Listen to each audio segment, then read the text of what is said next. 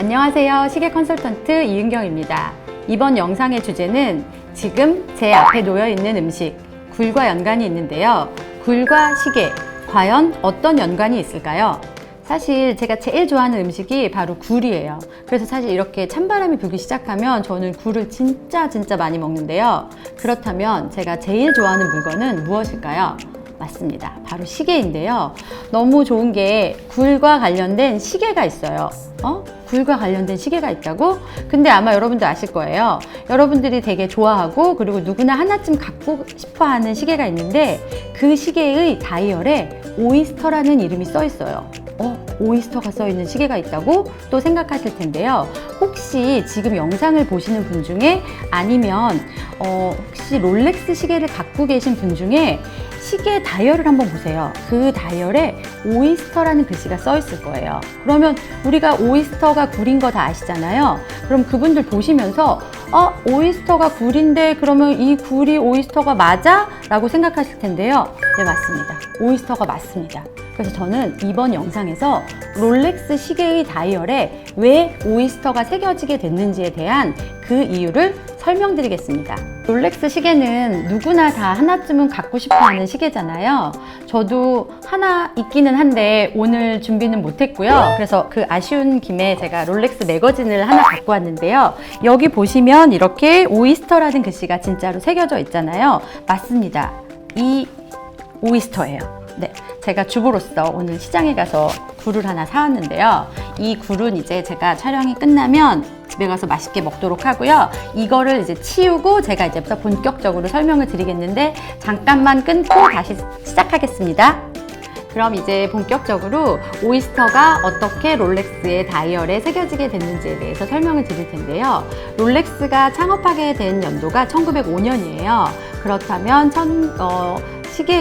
손목시계가 처음 발명된 시기는 1904년이거든요.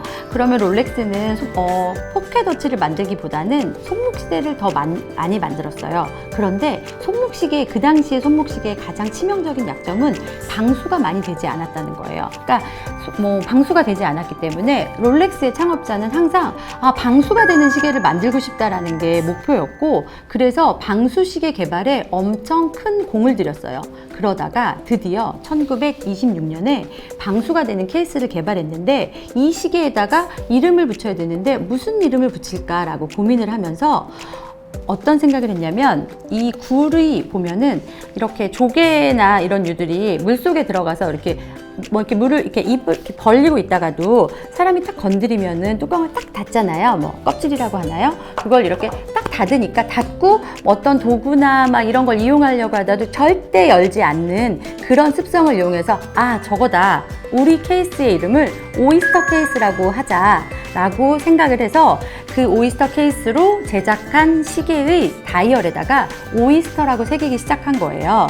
그리고 나서 이제 시계를 판매하기 시작했는데, 그 다음에 1927년에 메르세데스 글리츠라는 어떤 영국 여자가 영국 해협을 이렇게 수영으로 건너는 경우가 있었는데, 그녀에게 그 시계를 채워서 영국 해협을 건넜는데, 그때 10시간 동안 건너는 동안 그 시계 차고 있었는데 정말 물이 한 방울도 안 들어가고 시계가 멀쩡하게 작동을 했던 거죠. 지금 같으면 그럴 수도 있지인데 1927년에는 정말 상상도 할 수 없는 일이었고, 그게 언론에 의해서 매우 많이 알려졌고 정말 많은 사람들이 알게 되고, 또 그 다음에는 그 일화를 통해서 광고까지 하면서 롤렉스라는 브랜드가 유럽이며 전 세계적으로 더 알려지는 계기가 된 거예요. 만약에 한스 빌스도르프가 방수 케이스를 만들지 않았고 또 그 오이스터 케이스에 오이스터를 활용하지 않았다면 아마 지금의 롤렉스는 어쩌면 그 지금의 위치가 되지 않았을 수도 있는 거죠. 그 정도로 우리가 제가 특히 사랑하는 이 오이스터가 아니었다면 롤렉스는 어쩌면 다른 운명일 수도 있는 것처럼 오이스터는 매우 중요한 거예요. 그래서 저는 이렇게 오이스터를 먹을 때마다 롤렉스 생각이 항상 나요. 그러면서 오이스터만큼 또 중요한 게 있어요. 그게 뭐냐면 퍼페추얼 로터라는 건데요. 퍼페추얼 로터는 쉽게 말하면 오토매틱 와인딩이거든요. 그냥 요즘엔 시계에 대해서 많이 아시는 분들이 많아서 오토매틱이라고 하면 되긴 하는데, 한스 빌스도르프는 손목시계의 시대가 오면서 사람들이 방수가 되는 시계를 차면 좋겠다라는 생각도 했지만, 또 하나는 매일 밥을 주는 시계가 아니라 그냥 차고 있으면 계속 가는 시계가 있으면 좋겠다는 생각을 했고, 결국 퍼페추얼 로터라고 해서 지금의 이제 오토매틱 와인딩이죠. 오토매틱 시계를 1931년에 개발을 했어요. 그러면서 그 시계를 퍼페추얼 로터라는 이름을 명명했고, 오이스터 옆에다가 퍼페추얼이라고 새겼거든요. 그래서 보시면 여기 제가 이제 책을 보시면 오이스터 퍼페추얼이라고 다이얼에 새기게 된 거죠. 그래서 여러분 롤렉스 시계나 아니면 주변에도 롤렉스 시계를 차신 분들을 보면은 오이스터 퍼페추얼이라고 새겨 있을 거예요. 근데 한 가지 말씀드리고 싶은 건, 모든 시계가 오이스터 퍼페추얼은 아니에요. 그러니까 롤렉스에는 크게 두 가지 컬렉션이 있는데, 오이스터 컬렉션과 첼리니 컬렉션이 있어요. 오이스터 컬렉션은 기본적으로 방수가 100m 이상이 다 돼요.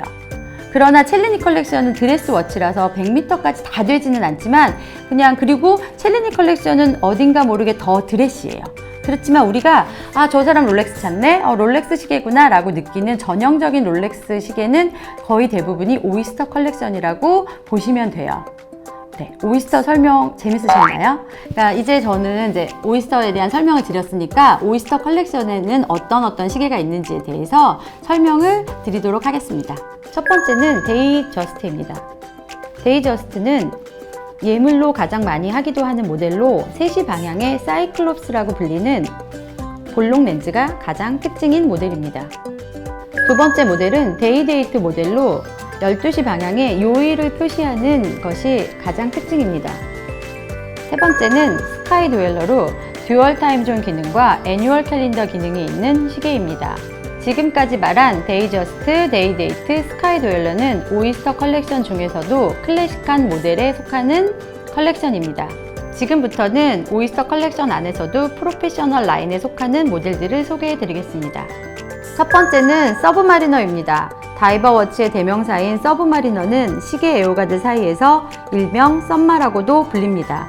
두 번째는 딥시입니다. 딥시 역시 방수시계이지만 딥시의 방수 깊이는 3,900m로 현존하는 방수시계 중에서 가장 높은 깊이까지 들어가는 시계입니다. 세 번째는 GMT 마스터 2입니다. 2018년 바젤월드에서 롤렉스가 신제품을 선보이면서 현재 가장 인기를 끌고 있는 모델 중 하나로 24시간 회전 베젤로 2개의 시간을 동시에 알려줍니다. 네 번째는 데이토나입니다. 카레이서를 위한 크로노그래프 워치인 데이토나는 설명이 필요 없는 전설의 시계로 폴류먼의 데이토나가 200억에 가까운 가격에 경매에 낙찰되면서 더욱 인기를 누리고 있는 시계입니다.